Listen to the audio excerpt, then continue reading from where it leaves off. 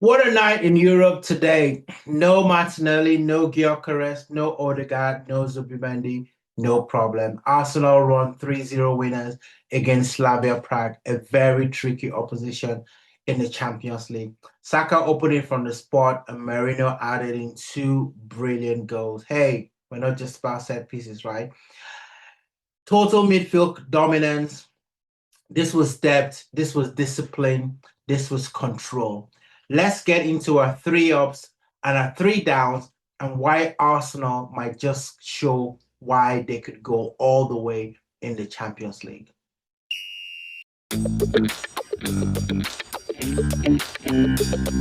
Okay, with Gyökeres having a little bit of injury doubts and problems, we're not quite sure what it is, but it didn't really matter. Arsenal looked very, very fluid in the attack. Trossard, Saka, and Merino interchanged very, very well. It was fluid, it was smooth.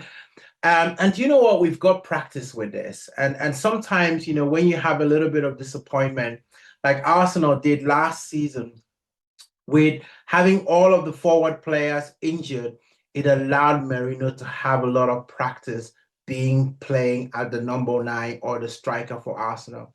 And today he did the job brilliantly. Um, he was everywhere. The structure was great, didn't really depend on number 9. And that's huge, for Arsenal, especially competing on so many fronts and with so many injuries. Okay, let's talk about up number 2.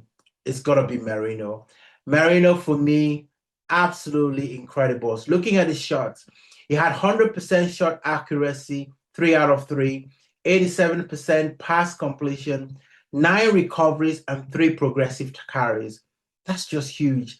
That's what you want from whoever it is leading the line. And he led the line beautifully today. He was everywhere. He showed leadership, he showed fight, he showed bravery, especially for that third goal. Putting his head where it could hurt him, and putting his head where most other people may have thought, you know what, I'm not going to do that, but he did that and he got his reward.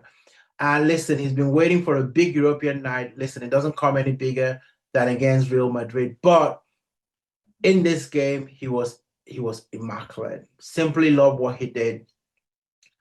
Merino is becoming a very, very dependable player. And listen, all of the people that were talking about Merino being defensive minded, they really should hang their head in shame. All of these so-called media pundits.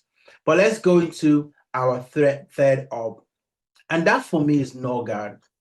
He was very, very calm.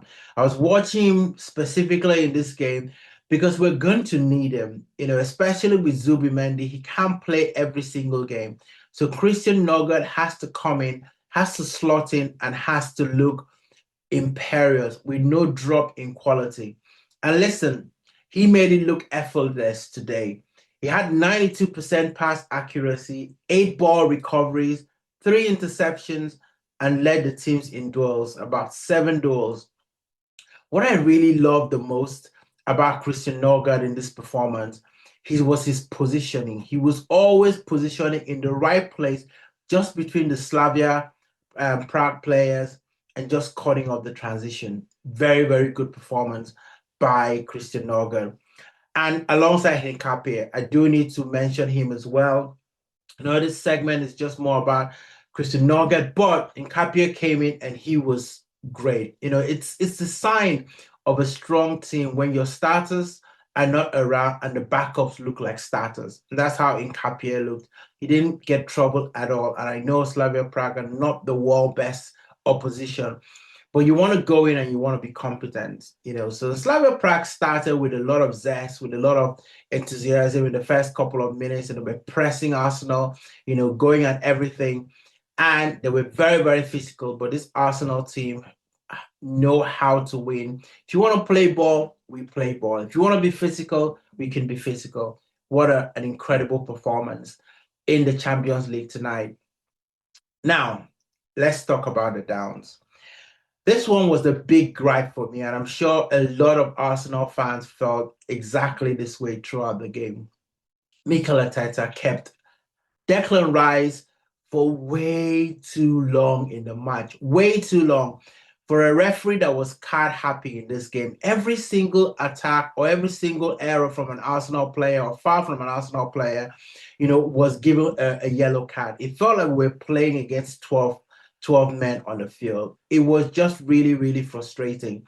If Rice had picked up one more yellow card, he would have been out of the Bayern game. And that's just not acceptable. Come on, guys. Mikel Arteta, his game management has been spot on. But in this one, I'm not sure what he was thinking, whether it was the coaches, no whispering in his ear. Rice was too long in the game. The game was won, so take him off.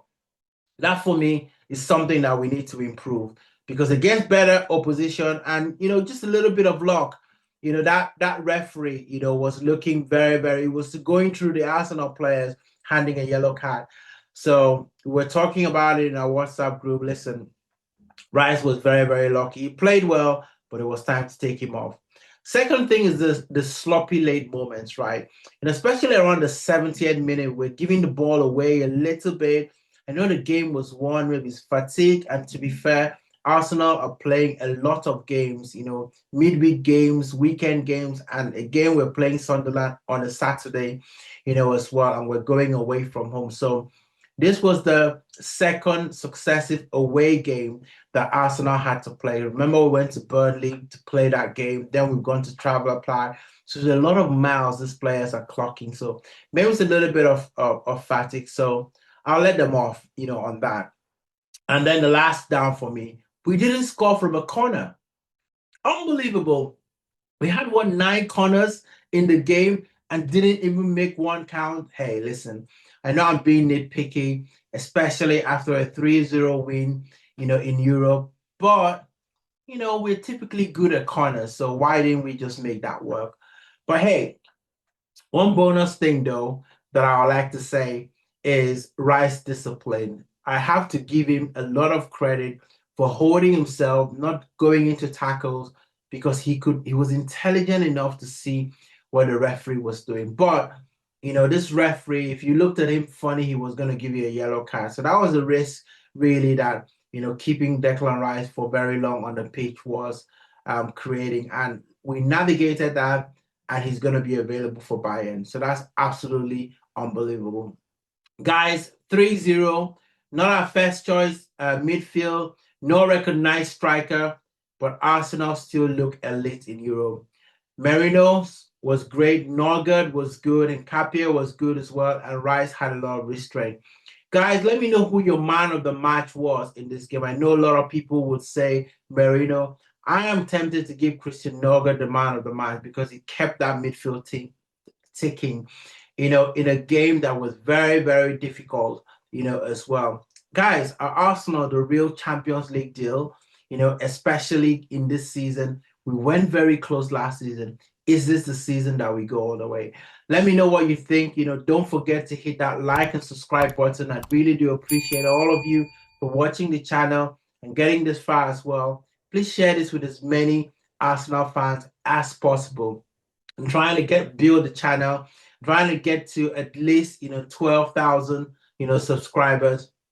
So help me along the way to do that. Appreciate all of you. I'll see you in the next one as we preview Arsenal against Sunderland. This one's gonna be emotional. See you in the next one.